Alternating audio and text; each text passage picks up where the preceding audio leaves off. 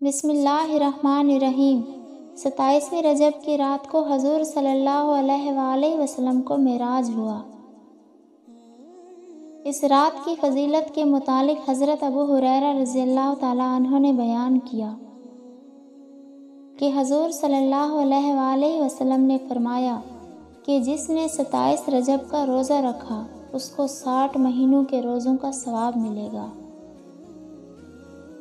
اسی دن حضرت جبرائیل علیہ السلام نبی کریم صلی اللہ علیہ وآلہ وسلم کی بارگاہ میں رسالت لے کر نازل ہوئے۔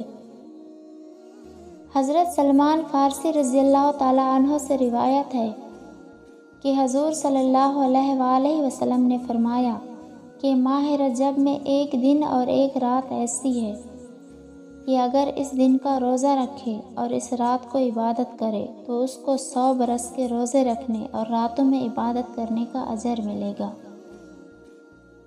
یہ رات یعنی 27 شب وہ ہے جس کے بعد رجب کی 3 راتیں رہ جاتی ہیں، جس دن حضور صلی اللہ علیہ وآلہ وسلم کو رسالت عطا فرمائی۔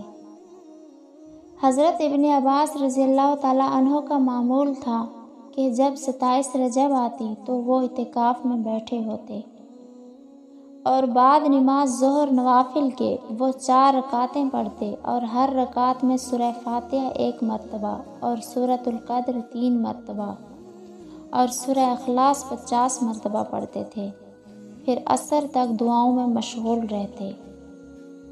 انہوں نے فرمایا کہ حضور صلی اللہ علیہ وآلہ وسلم کا یہی معمول تھا۔